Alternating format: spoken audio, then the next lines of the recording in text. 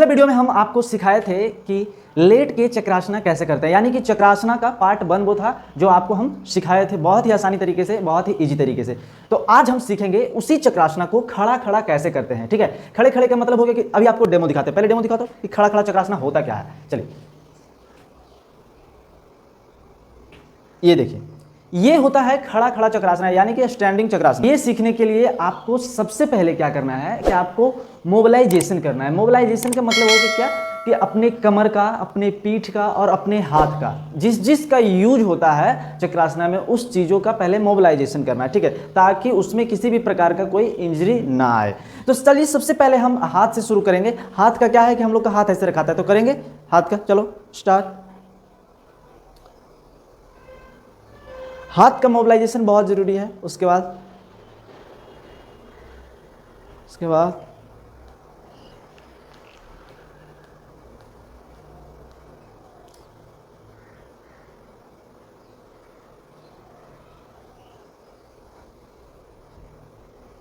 चलिए ये हो गया हाथ का मोबिलाइजेशन। अब बात करते हैं हमारे कमर के लिए। कमर के लिए कौन सा मोबिलाइजेशन हो सकता है, पहले ध्यान से देखेंगे।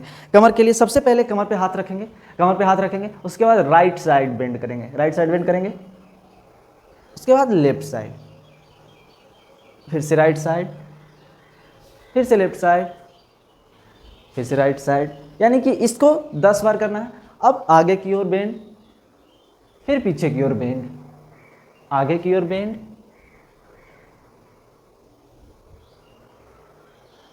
क्योंकि जब तक आपका ये मोबिलाइज्ड नहीं रहेगा बॉडी, तब तक आपका चक्रासना मतलब कि करने में तकलीफ आएगी। ठीक है, चलिए अब इसको आगे करते हैं। Rotate your hips anti clockwise and clockwise.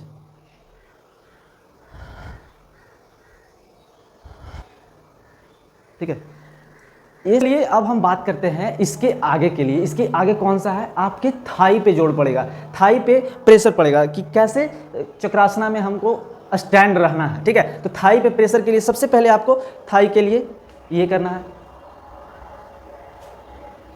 ठीक है,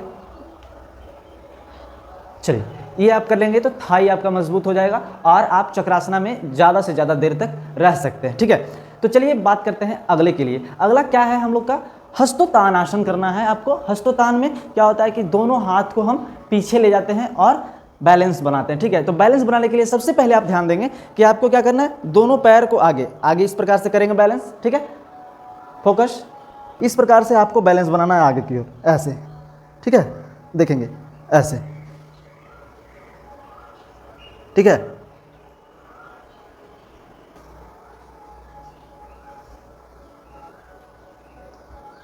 चलिए ये हो गया आपको बैलेंस करने के लिए कि चक्रासना में बैलेंस कैसे करेंगे। ठीक है, अब बात करते हैं इसके आगे। इसके आगे चक्रासना के लिए क्या करना होता है, तो दोनों हाथ को लेते हुए, अभी जो हम पहले किए उसी को हम रिपीट करेंगे, लेकिन दोनों हाथ को ऐसे करते हुए।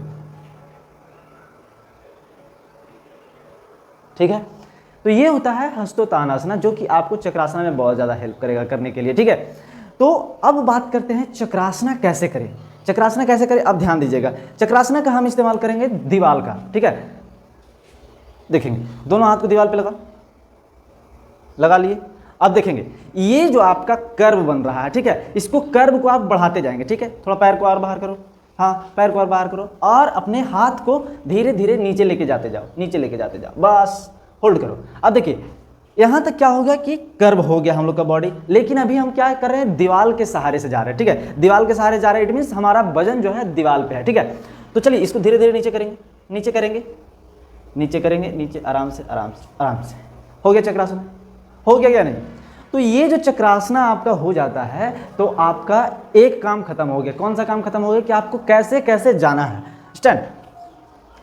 आपको इससे पता चलता है कि कैसे कैसे जाना है। अब बात करते हैं इसके आगे। इसके आगे क्या है कि आपको अपना डर को हटाना है। डर का क्या है कि जैसे हम पीछे जा रहे हैं तो डर लग रहा है कि हम नीचे ना गिर जाएं। ठीक है, तो उसके लिए पहला क्या है, आपको क्या करना है कि अपना बैलेंस जो है, बैलेंस बिल्कुल आगे की ओर पूरा इस प्रकार से पैर को फैलाते हुए पूरा जितना हो सके ले जाइए, ताकि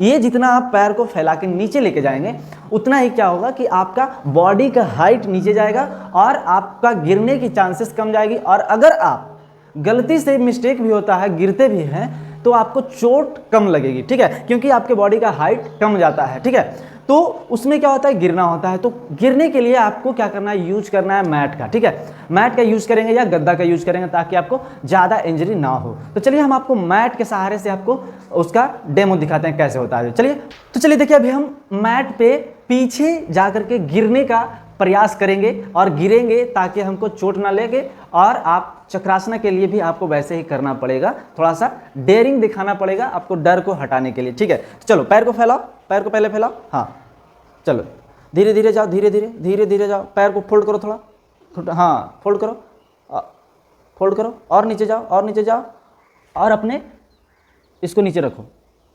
यस इस प्रकार से, ठीक है, ताकि आपको डर ना लगे। ऐसे ही आपको रखना है, गर्दन को उठा के रखना है, पूरा आपके बैक को फोल्ड करके नीचे लेके चले जाना है गद्दे पे या मैट पे, ठीक है। फिर से करो, गिर जाना है एकदम, हाँ गुड, जस्ट लाइक इसी प्रकार से आपको गिरना है। चलो अब गिरो भी तो हाथ तुम्हारा रखा है, ठीक है, दोनों बगल में। चलो गिरेगा भी तो हाथ का पोजीशन चक्रासना का लाइक रहेगा, देखिए गुड, एकदम ऐसा ही होना चाहिए आपका, क्योंकि ऐसा होगा तो आपको समझ में आ जाएगा कि कहीं ना कहीं आपको हाथ सीधा रखना है और आपको हो जाएगा चक्रासना, ठीक है। चलिए फिर से देखिएगा, हल्का हल्का होने लगेगा, देखिए यहां तक गया ना बच्चा।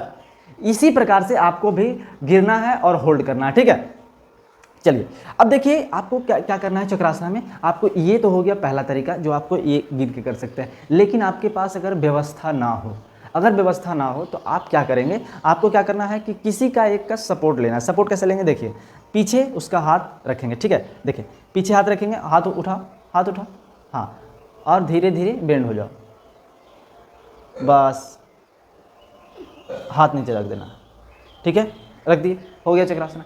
इससे क्या होगा कि आपको सपोर्ट मिलेगा और आपको डर भी नहीं लगेगा। तो इसी चीज़ को आपको रेगुलर करने से क्या होगा कि आपके अंदर से डर भी हट जाएगा और स्टेबिलिटी भी आ जाएगा, बैक का फ्लेक्सिबिलिटी भी आ जाएगा और आप चक्रासना अच्छे से सीख जाएंगे, ठीक है।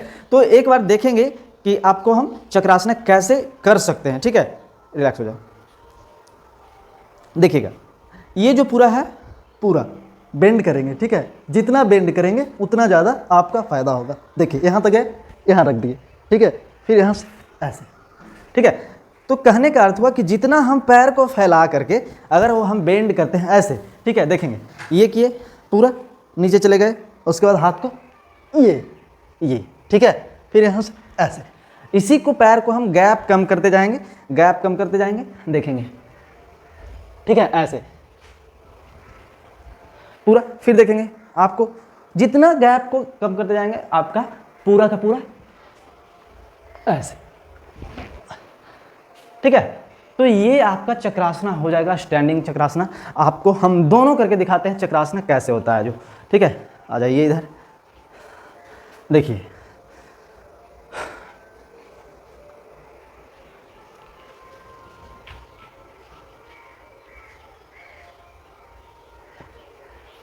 रिलैक्स।